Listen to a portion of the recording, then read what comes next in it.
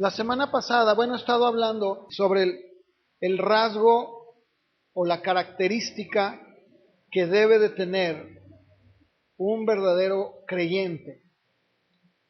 Y obviamente estoy hablando sobre la vida en el Espíritu, que es vivir en el Espíritu, ¿verdad? Y he estado tomando como referencia Mateo capítulo 5. Entonces les voy a pedir que me acompañen a Mateo capítulo 5, verso 5 también, porque vamos a seguir con la siguiente bienaventuranza. La siguiente bienaventuranza en Mateo capítulo 5, verso 5. Y me voy a esperar a que lo tengan. La bienaventuranza del capítulo 5. Miren, la palabra, ahí de hecho, la versión que se leyó hace un momento es la nueva versión internacional. Y la nueva versión internacional lo traduce como humildes. ¿Por qué? Ahorita vamos a ver por qué. Porque en la Reina Valera dice, bienaventurados los mansos, porque ellos recibirán la tierra por heredad. Ahora, acompáñenme por favor al Salmo 37, verso 11. Dice que los mansos heredarán la tierra y se recrearán en ella. Bien, ¿saben que el Señor Jesús tomó esta escritura y la puso aquí en las bienaventuranzas? Tomó el Salmo 37, 11 y lo aplicó y dijo, miren, bienaventurados son los mansos. Solamente que hubo un cambio ahí porque ya en el griego se aplicó la palabra manso o mansedumbre, que también es sinónimo de humildad. Fíjense, mansedumbre y humildad son sinónimos, son similares, pues. ¿Sí? Ahora, la semana pasada, estos 2 domingos, he estado compartiendo de los pobres y he estado hablando cómo el ser pobre en espíritu va muy relacionado con este aspecto de los que lloran. Y los que lloran va muy relacionado con los mansos. O sea, van de la mano, si se dan cuenta, uno tras otro, tras otro. La palabra manso es praus en el griego. La palabra manso es praus. Y esa palabra en el español, ¿verdad? O más bien se tradujo al español como manso. Pero saben que la palabra manso lleva en sí mismo o en sí misma lleva un cierto significado para la gente como de alguien incapaz, alguien que tiene una bajeza de carácter, alguien que no puede resistir a la afrenta, alguien que es un títere, ¿verdad? Cuando uno dice manso, se tiene la idea de que es alguien débil, enclenque, alguien que no se defiende, ¿verdad? Pero en realidad no es así, ¿sí? La mansedumbre o el ser manso tiene algo que ver más allá, mucho más allá. En el Nuevo Testamento, la palabra mansedumbre, que es prateus, se refiere a una actitud interior más que exterior. O sea, se refiere a alguien que por dentro es calmado, es tranquilo, es sumiso, y obviamente lo tiene que reflejar por fuera. Pero miren, hay mucha confusión porque de repente la gente piensa que una persona que es callada, que es muy introvertida, ¿verdad? Dicen, es una persona bien mansa. No confundamos. Las bienaventuranzas son, como yo lo dije, lo he estado diciendo, no tienen nada que ver con la gente de afuera, ni tienen que ver nada con el carácter biológico que heredamos. Cada uno de nosotros tiene un diferente carácter. Algunos son más tranquilos que otros. Alguien puede pensar que una persona muy callada, como lo repito, una persona introvertida, alguien que no habla, dicen, tiene un carácter bien bonito porque mira, no grita, no habla, está bien calladito, ¿verdad? Pero ¿saben ustedes, si lo dice la gente, que los calladitos son los peores? ¿Verdad? ¿Cuántos no hemos conocido gente que es muy calladita y bien mansa, entre comillas, pero son terribles? En mi familia sucedió algo así. Yo tengo 4 hermanos y uno de ellos era el que mi mamá siempre lo tenía en una estima muy alta porque él era muy callado, ¿verdad? Y dice ella, porque pues yo todavía no nacía, dice, mira, yo tomaba a tu hermano y lo sentaba en un sillón y mira, haz de cuenta que ni había niño en la casa, ¿verdad? Calladito, nunca me dio lata, ¿verdad? Y bueno, obviamente por eso mismo mi mamá siempre tenía una cierta tendencia a él, ¿verdad? Dice, es que es bien bueno mi hijo, bien tranquilito. ¿Saben ustedes que, bueno, como yo fui el último, él fue el penúltimo, entonces nos dividíamos en dos y yo tenía una relación muy estrecha con él.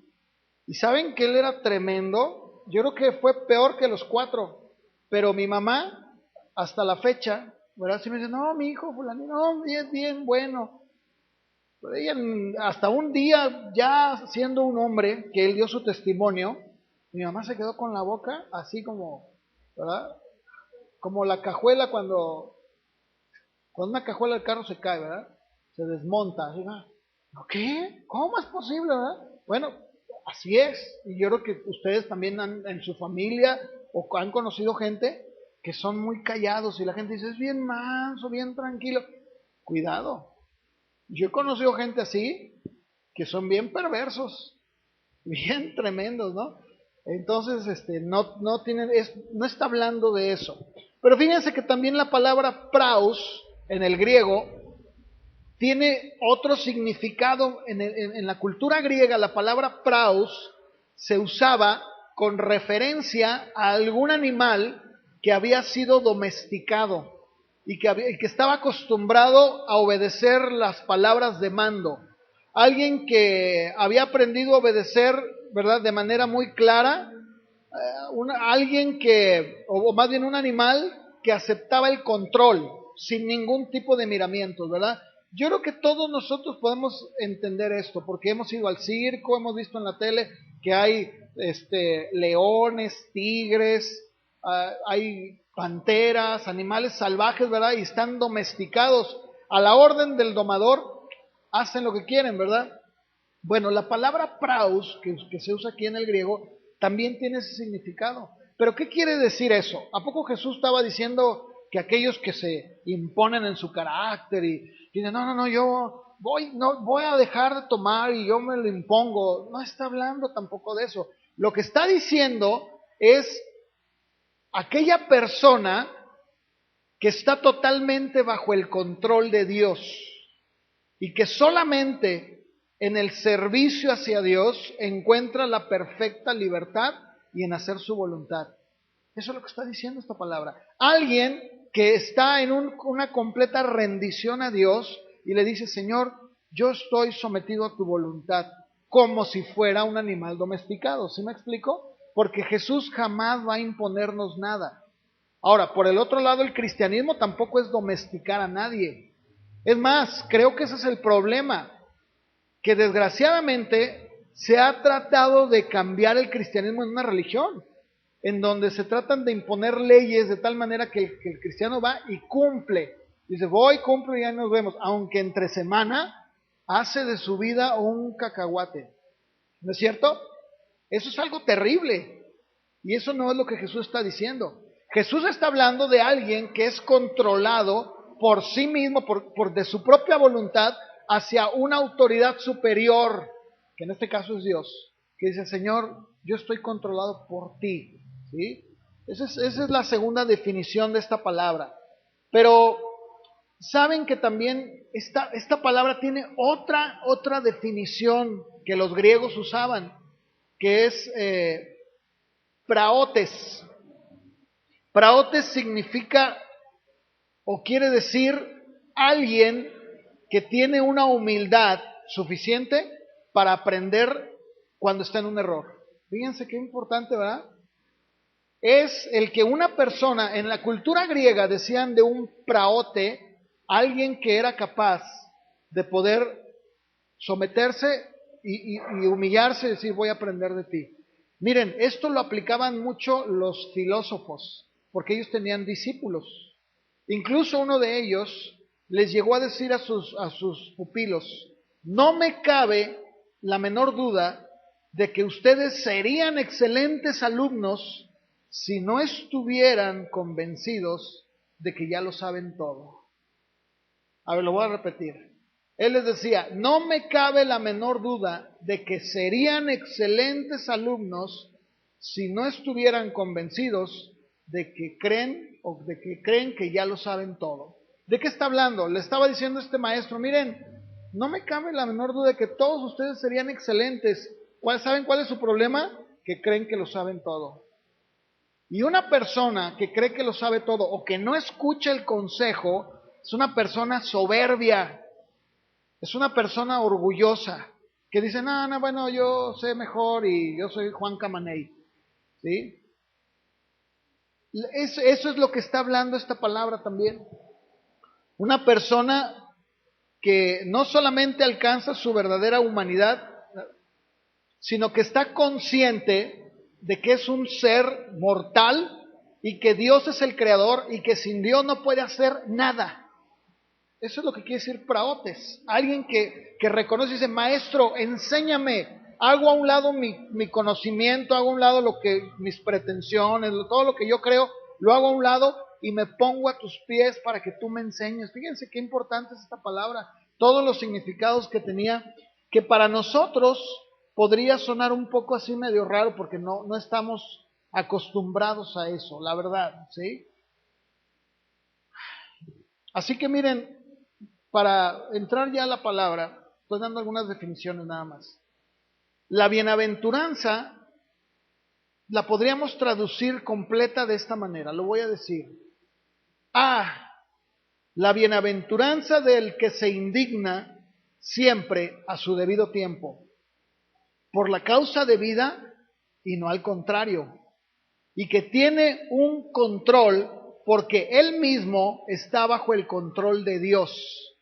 Todo instinto, impulso y pasión, y que tiene la humildad de reconocer su propia ignorancia y debilidad, porque tal persona es soberana entre los seres humanos. Esa sería la definición. Ahora, acompáñenme al Salmo 138, verso 6, por favor.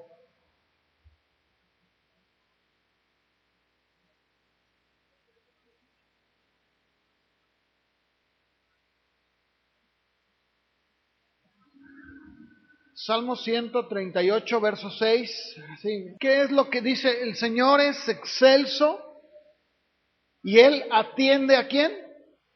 Al humilde, mas al altivo mira de lejos. O sea, Dios ni siquiera lo voltea a ver, dice, no, ¿verdad? Y si entendemos que manso va de la mano con humildad, pues ahí está. Mateo capítulo 21, verso 5, vamos a ver cómo la mansedumbre se manifestó de una manera suprema en el carácter de Jesús y quedó demostradísimo, ¿verdad? Cuando él sin replicar, sin contestar, ante los que lo herían y lo golpeaban, ¿verdad? Él nunca abrió su boca. ¿Qué dice Mateo capítulo 21, verso 5? Dice, ¿verdad? Díganle a la hija de Sión. ¿De qué está hablando? De las profecías de Jesús, del Mesías. He aquí, tu rey viene a ti. ¿Cómo viene? Dice Reina Valera, manso. La nueva versión dice humilde, que son sinónimos.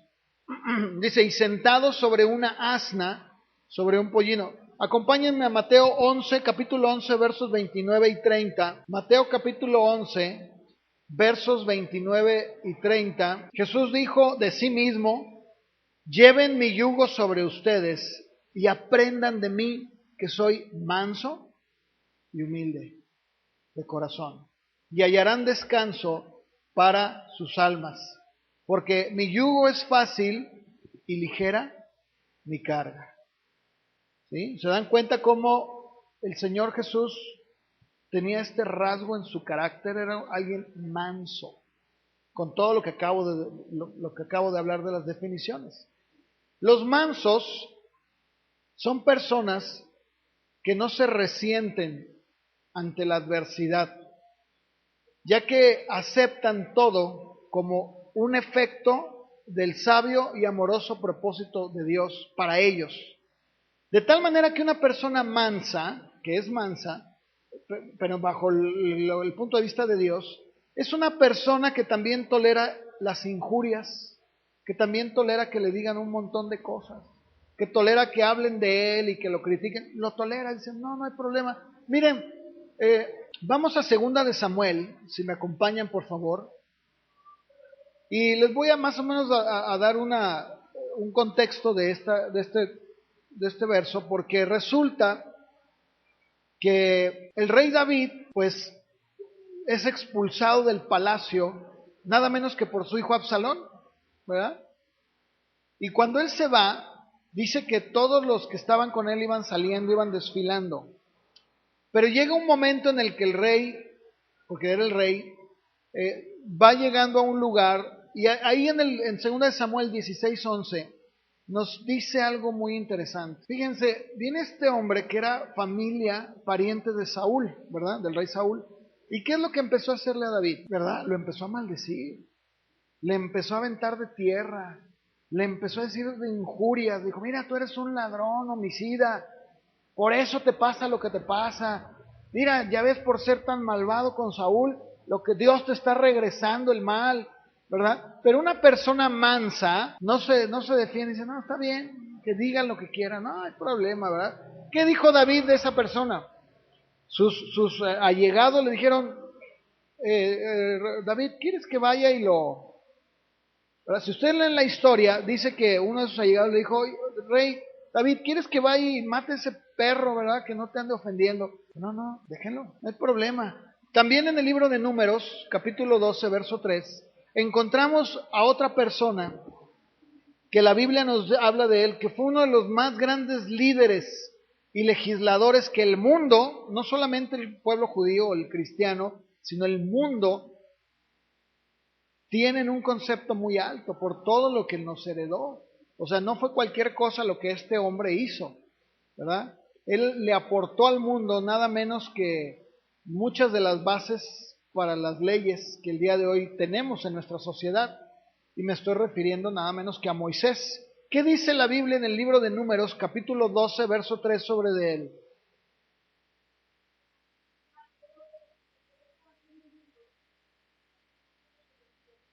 ¿Verdad? Dice, y aquel varón Moisés era muy, ¿qué? Muy manso. Incluso, y no solo termina ahí, sino que todavía habla más, dice, más que todos los hombres que había sobre la tierra. A ver, yo les voy a decir una cosa. ¿Cómo era Moisés? ¿Será que realmente Moisés era así porque era un viejito ya? Ah, era un viejito, ¿verdad? Pues ya no le quedó nada, pues ya, todos los viejitos son mansos. No, dice la Biblia que este mismo hombre, a la edad de 40 años, mató a un soldado egipcio con sus manos. ¿Eso habla de alguien manso? De ninguna manera, habla del otro extremo, ¿cierto o no? Pero ¿cómo es que se produce ese cambio? Y después la Biblia nos dice, otros 40 y tantos años más, que este hombre era el hombre muy manso. Pero no solo eso, sino que dice más que todos los hombres. ¿Cómo era posible? ¿Será que entró a un curso de superación personal y dijo, le enseñaron a cómo controlar el carácter? Claro que no, ¿verdad? Este hombre era manso, nada menos que porque tenía una comunión con Dios. Y si él era manso, era porque Dios lo había transformado y lo había hecho un hombre muy manso. El Espíritu Santo es el único que puede cambiar nuestro carácter, es el único que puede hacernos ser de una persona tempestuosa y que se llena de ira y de cólera, ¿verdad? A una persona tranquila, ¿verdad? Pero no como sacan, de que Dalai, no, eso es del mundo, eso no funciona. ¿Sí me entienden? Porque el día de hoy el mundo trata de imitar. ¿Por qué? Porque no tienen a Dios y tratan de darnos alternativas para decir, no, mira, con este tecito, con estas pastillas, con este libro, con estas conferencias, con este montón de tonterías, vas a alcanzar a ser un hombre completo, vas a poder controlar tus instintos. ¿Se acuerdan que hace muchos años salió una campaña publicitaria en la televisión donde decía, pasaban diferentes escenas, ¿no? Había una mujer con su hija y que la hija le tiraba el plato y mira nada más lo que hiciste, que no sé qué, ¿verdad? Y ya le iba a pegar y luego se prendía una luz roja y luego decía, tit, tit, tit, ¿verdad? Tranquila, ¿verdad? Cuenta hasta 10, ¿se acuerdan? Esa es una forma humana de querer controlar lo incontrolable. ¿Por qué? Porque una persona que no tiene a Dios en su vida, jamás, yo creo que si cuenta hasta 5, es mucho, ¿verdad? O sea, uno dice, no, ya me cansé, ¿verdad? ¿O no? Miren, ustedes vean a su familia o personas que ustedes conozcan que no tienen a Dios, sobre todo ahora que ya vamos a llegar a fin de año, ¿verdad? Y dicen, no, yo me propongo, para ahora sí, del otro año, ya no voy a comer igual. Ya no, ya mira, voy a guardar una dieta y no, fuera refresco, ¿verdad? U otros dicen, voy a dejar de fumar, voy a dejar de tomar, ¿sí o no? No, ya me lo propuse. ¿Cuánto tiempo dura eso? ¿Ah? ¿Saben? Todo enero, ¿verdad?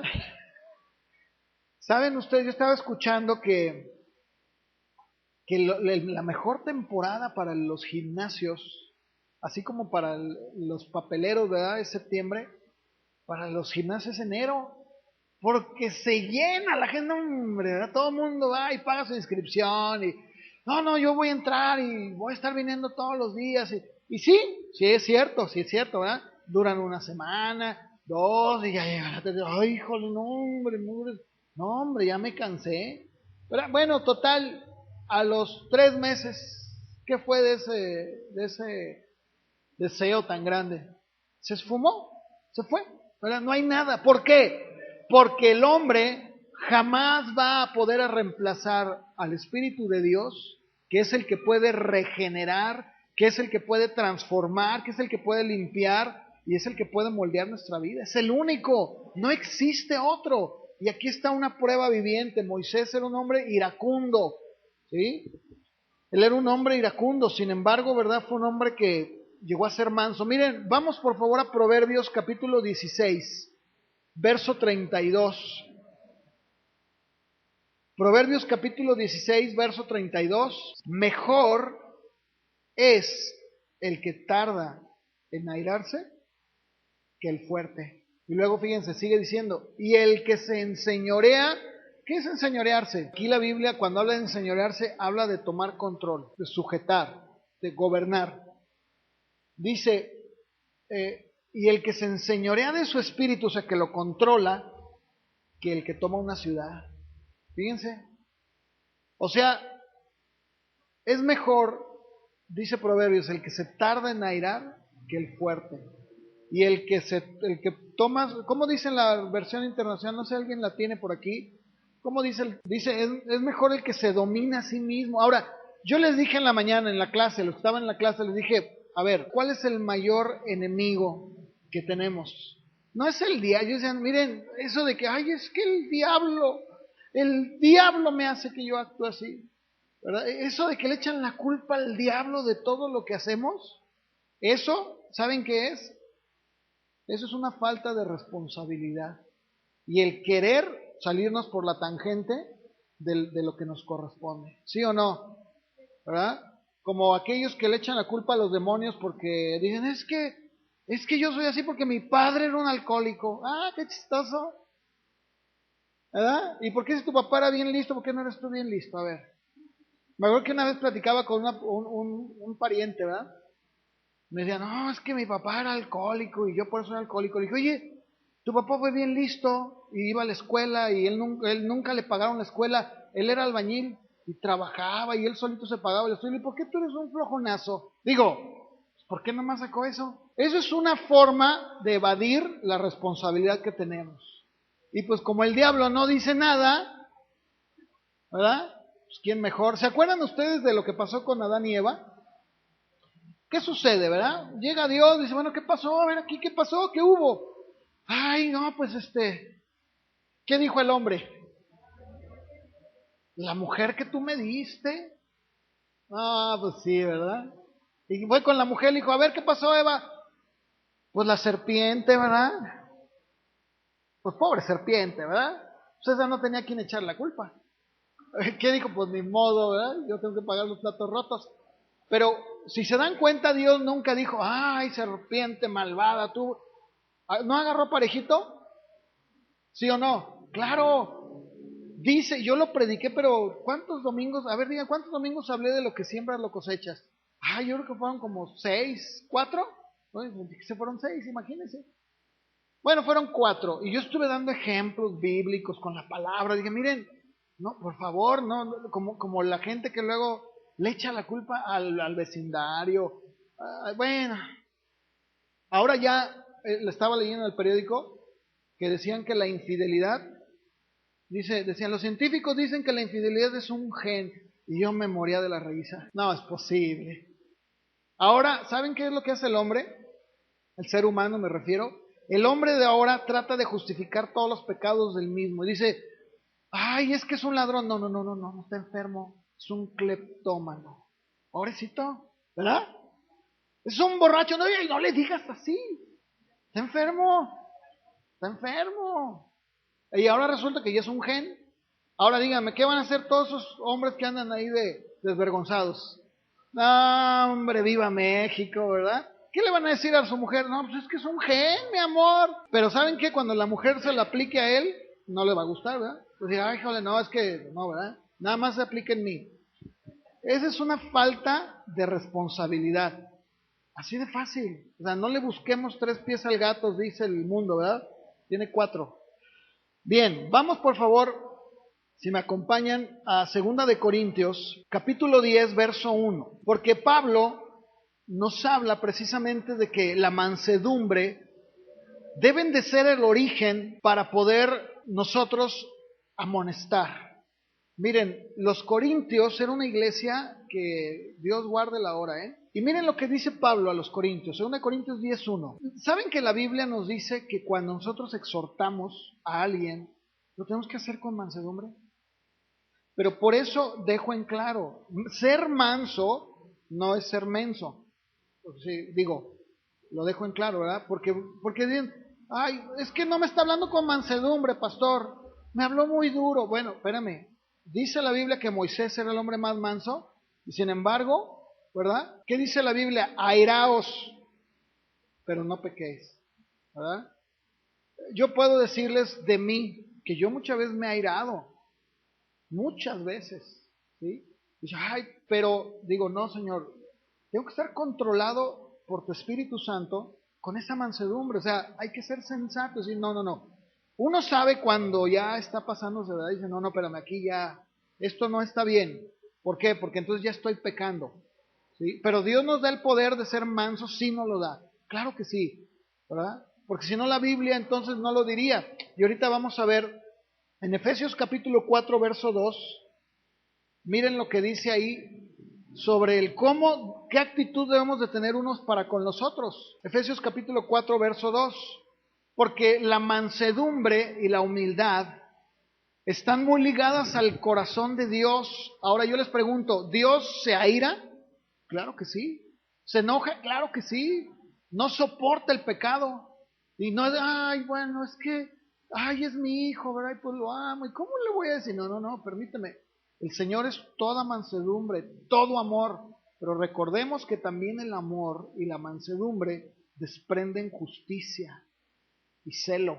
Eso es bien importante, ¿eh? Porque cuando lo hacemos de manera egoísta, está mal. O sea, cuando tú buscas tu propia venganza por ti mismo, no, no, no. Dice Pablo, déjale la ira y déjale a Dios el juicio. Tú no te encargues de tú tomar las cosas por tus manos. No lo hagas. Déjamelo a mí, ¿verdad? Dice la Biblia así.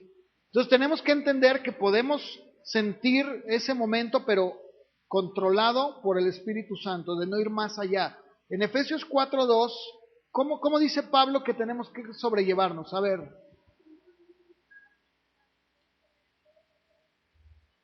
con toda humildad y mansedumbre, sopórtense con paciencia, ¿quiénes?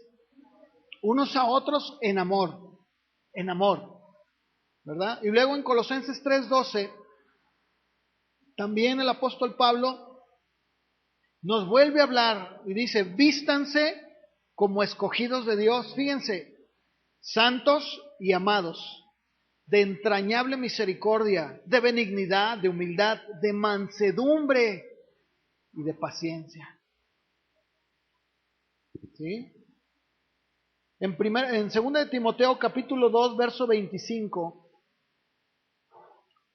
también Pablo le dice a Timoteo, o le recomienda, le dice, mira Timoteo, cuando tú vayas a hablar con un hermano que se ha salido de la verdad, que está como un hereje, ¿verdad? Que está todo torcido, dice, mira, dile que cuando alguien exhorte, un anciano, ¿verdad? Cuando va a exhortar, dile que lo haga con mansedumbre, que corrija con mansedumbre a los que se oponen, por si quizá Dios les conceda que se arrepientan para conocer la verdad. Y Pablo va todavía más allá, en Gálatas 6:1, él todavía lo deja más claro, ¿verdad? Y lo dice de manera muy abierta y categórica. Y dice, hermanos, si alguno de ustedes fuera sorprendido en alguna falta, ustedes que son espirituales, restáurenle con espíritu de mansedumbre, considerándote a ti mismo. No sea que tú también, que seas tentado. O sea, cuando nosotros dentro de la iglesia, ¿verdad? Si alguno es sorprendido en alguna falta, dice, bueno, los que son espirituales, cuando dice los que son espirituales se refiere a los que ya tienen una madurez espiritual más grande que otra, porque no todos estamos en el mismo nivel. Dice, bueno, los que ya están maduros, dice, bueno, restáurenle con espíritu de mansedumbre. Incluso Pablo dice, miren, Corintios, me temo que cuando yo llegue con ustedes, Dios me quebrante y tenga que llorar por algunos de ustedes, ¿verdad? Y luego en Tesalonicenses, no lo vamos a ver, pero en Tesalonicenses les dice, miren Tesalonicenses, yo me porté con ustedes como una nodriza, ¿verdad? O sea, ¿qué es una nodriza? Es una persona que cría, ¿verdad? Y en todos los sentidos, a los hijos de alguien, ¿verdad? Sobre todo esto se daba mucho en las clases altas, donde la esposa, ¿verdad? Pues tenía una nodriza o la institutriz que era la que los llevaba a la escuela, veía que hicieron la tarea y prácticamente estaba con ellos, era como su madre, ¿no? Y dice, pues ustedes como una niñera, ¿verdad? Una nana, dice, pues si alguno fuera sorprendido de alguna falta, los que son espirituales, restáurenle, pero con espíritu de mansedumbre, considerándote a ti mismo. ¿Por qué? Pues porque tú también puedes caer, ¿verdad? Y en eso es muy cierto, porque miren, la iglesia, yo les voy a decir una cosa, la iglesia no fue formada por Cristo para estar castigando gente. No, no, no, no, no. La iglesia está para restaurar gente, ¿sí? O sea, la iglesia está para ayudar a que la gente se restaure su comunión con Dios, ¿sí? En algunos casos, la Biblia lo dice, se tienen que tomar unas medidas, pero cuando una persona falla, cae, no se trata de expulsarla, no, no, mira, por ejemplo, los testigos de Jehová, cuando una persona es encontrada, y eso yo doy fe porque hace muchos años, yo iba a evangelizar a una persona y él era testigo de Jehová. Y un día que llegué me lo encontré, pero bien borracho, pero bien borracho. Dije, ay, qué raro, ¿verdad? Dije, ¿qué pasó? No, dice, no, no, ya, no, no quiero saber nada, yo ya. Es que Dios ya no me quiere, Dios ya me hizo a un lado, ¿verdad? Dije, ¿quién te dijo eso? No, no, no. Y miren, así, pues imagínense, por sí la persona cuando, ¿verdad? Se pone bien sentimental. Y bueno, total, al final de cuentas me dijo, no, es que, dice, pues yo iba con los testigos de Jehová y pues resulta que una persona de ahí de la congregación, del salón, me vio que andaba y fue y le dijo al anciano. Entonces ya ven que eso no se da, ¿verdad? No hay gente que sea así. Entonces fue y le dijo al anciano, y el anciano, para pronto, ¿verdad? A ver, venga para acá. A ver, que ustedes... No, pues sí, ¿verdad? Sí, sí es cierto. Fíjense, o sea, tuvo una buena actitud. ¿Qué dice la Biblia? Con espíritu de mansedumbre. No, hombre, le aplicaron la ley del hielo. Dijeron, y hay de a quien le hable a fulano, cuando se lo encuentran en la calle, ni voltearla, imagínense. ¿Eso qué hace con la persona? Pues, ¿verdad? Le da el tiro de gracia. Yo recuerdo también cuando fui con una persona, X, y él me dijo, dice, no, fíjese que yo ando mal.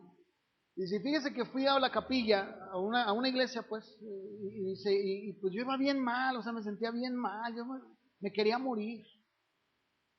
Y ándale que llegué con el señor cura y le dijo, bueno, ya ven que no le dan la cara, sino que se fue ahí ¿cómo se llama? Al confesionario. Dijo, oiga, fíjese que me siento así, y así. Digo, no, ¿sabes qué? Mira, pues yo ahorita no tengo tiempo. Pues vente otro día, ¿no? Y ya hablamos. Dice, no, pues salí peor, ¿verdad? Entonces, ¿qué es lo que Pablo está diciendo? No, dice, mira, si alguno es sorprendido, los que son espirituales, restáuranle con mansedumbre. ¿Por qué? Porque tú también puedes caer un día. Tú también tienes que restaurarle con amor, con mansedumbre, con humildad. ¿Sí? En Tito, en el libro de Tito capítulo 3, les voy a pedir que alguien lo lea. Aquí el apóstol Pablo deja muy en claro lo que fuimos y lo que somos. Y dentro de la descripción que él nos da, él menciona la mansedumbre. Fíjense, Tito capítulo 3, del verso 1 al verso 7. Amonéstales, o sea, cuando le dice a Tito, Tito era un pastor, dice, mira, llámales la atención ahí en la iglesia, y diles que se sujeten a los príncipes, a los que están gobernando, que obedezcan, que sean prontos para toda buena obra, o sea, que no tengan que estar tras de ellos, que no infamen a nadie, que no sean pendencieros, que sean modestos, que muestren mansedumbre para con quién, todos los hombres, ¿verdad? Dice para con todos los hombres. Y luego fíjense lo que dice Pablo, porque también nosotros éramos necios, ¿verdad? ¿Y cuántos dicen amén? Pues amén, yo soy el primero, digo, sí es cierto. Y luego sigue diciendo, rebeldes, extraviados, servíamos a nuestros propios deleites y a nuestras propias concupiscencias, ¿verdad? Dice, pero cuando se manifestó la bondad de Dios nuestro Salvador y su amor para con los hombres, ¿verdad? Por su misericordia nos salvó. ¿Se dan cuenta? O sea, nosotros no estamos para hablar y decir a la gente, tú, no, espérame. Sí hay que decirles que si no tienen a Dios en su vida, están separados. No pueden tener una comunión. Como yo les decía la otra vez, en esta campaña que hubo, donde decían, Jesús es chido, ¿no? Y por toda la ciudad, y es la onda. Digo, bueno, espérame, sí, pero antes de que Jesús sea chido y sea buena onda, primero quiere perdonar tus pecados. Primero te quiere hacer ver cuánto lo necesitas y qué lejos estás de Él. Aunque tal vez digas, bueno, es que yo sí conozco a Dios. Yo siempre he puesto este ejemplo, miren, si le preguntáramos a la gente en la calle, oiga, ¿usted conoce al señor Felipe Calderón Hinojosa, presidente de la Nación? ¿Qué dirían? Claro que sí. Ah, ¿de veras? Sí, ¿cómo no? Bueno, ¿y cómo lo conoce? Bueno, pues lo veo en la tele, lo veo en el periódico, ¿verdad? O sea, pero, a ver, si yo les dijera, a ver, Martín, tú dices que conoces al señor Felipe Calderón Hinojosa, ¿no? Sí. Y si yo llevo a Martín a Los Pinos y le digo, a ver, toca la puerta y que salga, ¿tú lo conoces? ¿Qué va a salir? No creo, ¿verdad? Pues si ya ven que si no vas a tener que subirte a un avión con unos botecitos de Jumex, pero ni así, ¿verdad? Ni los botecitos de Jumex hicieron que hablara con este señor. ¿Se dan cuenta la diferencia entre conocer a alguien porque te han hablado de él y tener una comunión personal con él? Son cosas muy distintas. Entonces alguien puede decir, yo conozco a Dios. ¿Sí? ¿Cómo lo conoces? Pues desde que era niño me hablaban de él. Ah, no, espérame. Pero si tú te murieras hoy y fueras su presencia, ¿podrías decir, Señor, te conozco? Ay, bueno, no, bueno, pero es lo mismo. ¿sí? Ahora, hay que decirlo, el Señor es más, el amor de Cristo es tan grande que dice la Biblia que Él dio su vida. ¿Eso no es amor? Si eso no es amor, entonces yo no sé qué es amor, ¿verdad? Cuando Él no tenía por qué hacerlo, dice que Él a su tiempo murió por los pecadores, dice Pablo, de los cuales dice Él, yo soy el primero. Y creo que todos los que estamos aquí podemos decir, yo soy el primero. ¿Por qué? Cuando yo estaba extraviado, cuando vivía lejos de Él, cuando vivía lejos de su perdón, cuando yo decía que lo conocía, pero lo conocía como la gente que dice que conoce a Pedro Infante, ¿verdad? Hasta van cada año a su tumba y cantan, ¡ay, Pedro Infante! Pero si Pedro Infante hubiera vivido, ni de broma les abre la puerta, ¿verdad que no? ¿Quién es? No, que Martín Cortés. Martín Cortés, ay, en mi vida había hablado de él. Pero ¿qué pasa si Martín Cortés verdaderamente hubiera conocido a Pedro Infante de una manera bien estrecha? Dígale que Martín Cortés está aquí, pero oye, ¿cómo no? Oye, pues a él no lo dejes ahí, pásalo, ¿no es cierto? Eso es lo que la Biblia dice, es la gran diferencia entre conocer a Dios de oídas y tener una comunión con Dios, bien personal, ¿no? Miren, ahí en el libro de Santiago, capítulo 1, y les voy a pedir que también me ayuden, Santiago capítulo 1, verso 21, que una de las condiciones es recibir la palabra con mansedumbre. ¿Qué es desechando? Está retirando, ¿verdad? Dice, toda inmundicia y abundancia de malicia, reciban con mansedumbre la palabra implantada. Por eso yo les decía, las definiciones de la palabra griega hablan de 3 definiciones y una de ellas es humildad. O sea, es un sinónimo de humildad. El que yo reciba la palabra con humildad. O sea, no cuestionando la verdad. No, bueno, sí, pero no, yo no creo eso. Dice, no. Ustedes reciban esa palabra, la palabra de Dios, con humildad, con mansedumbre. Y luego dice, ¿por qué? Ahí lo dice, ¿verdad? En el mismo verso. Reciban con mansedumbre la palabra implantada, la cual puede salvar sus almas. O sea, la palabra de Dios es poderosa cuando la recibimos con mansedumbre, o sea, con un espíritu manso, la recibimos, dice, puede salvar tu alma. Puede salvar tu alma. En Primera de Pedro, capítulo 3, verso 15, el apóstol Pedro escribe su carta y él nos dice cómo tenemos que responder a la gente, de qué manera, ¿verdad? Cuando nos preguntan, por ejemplo, cuando la gente pregunta, oye, ¿y tú qué eres? No, pues soy cristiano. Oye, ¿qué es eso de cristiano? Pues ¿qué te importa, verdad? No.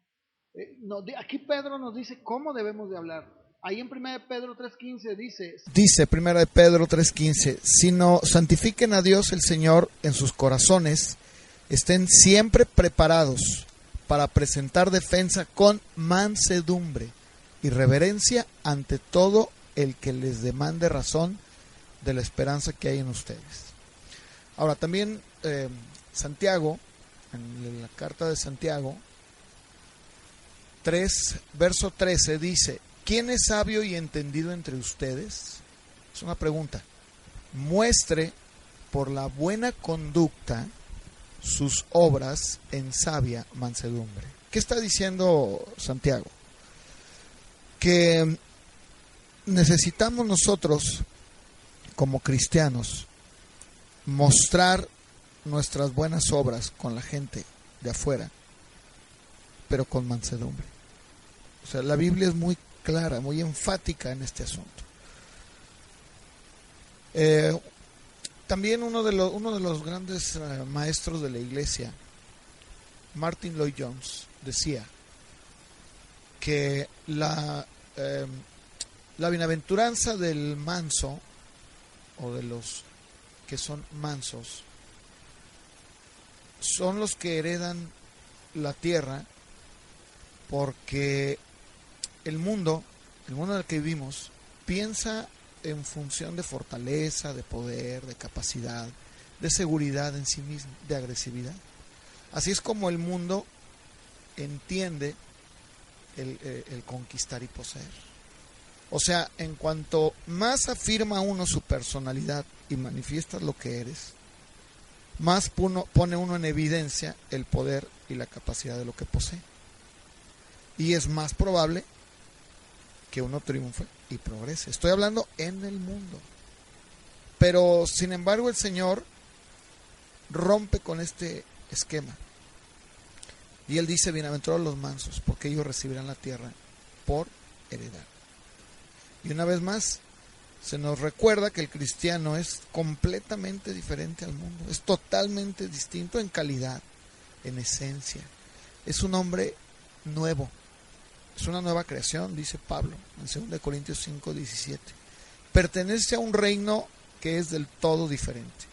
Ahora, esta afirmación fue muy sorprendente para el tiempo de Jesús, para la cultura judía en la que él vivió. ¿Por qué? Porque Mateo escribe en lo particular su evangelio para el pueblo judío y coloca las bienaventuranzas al comienzo mismo del evangelio, precisamente por esta razón. Porque los judíos tenían ideas acerca del reino muy diferentes. No solamente eran materialistas, sino también militaristas. Para ellos el Mesías era alguien que los iba a conducir a la victoria, pensaban. Porque ellos, su mentalidad estaba puesta en conquista y en lucha y en un sentido material. Por eso el Señor descartó esto de inmediato. Es como si dijera, no, permítame, este no es el camino, yo no soy así. Mi reino no es así, él mismo lo dijo, mi reino no es de este mundo. ¿Sí? Él dejó en claro, bienaventurados son los mansos, porque ellos recibirán la tierra por él. Creo que nos ha quedado bastante claro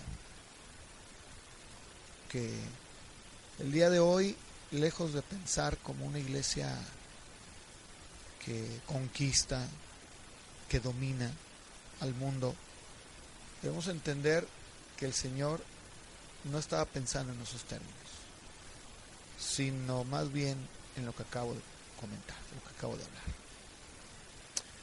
Y bueno, pues pidámosle a Dios que nos ayude a poder cada día de nuestra vida, en la medida de nuestro crecimiento, que cada uno tenemos muy particular, porque Dios es un Dios universal, pero es un Dios personal, trata con cada uno de nosotros. Permitirle a su Espíritu Santo que a través de la palabra vaya formando mansedumbre en nosotros. Vamos a orar. Señor, te damos gracias por tu palabra, porque en ella encontramos la guía, encontramos la dirección correcta. Y cuando se nos olvida que cuando tú hablabas en términos espirituales. Y que, Señor, la conquista del mundo se hace a través de la mansedumbre. Se hace a través de personas mansas. Bajo estas tres definiciones, Señor, que tú has dejado en tu palabra. Ayúdanos, Padre. Te lo pedimos, Señor, y te damos gracias en el nombre de Jesús. Amén.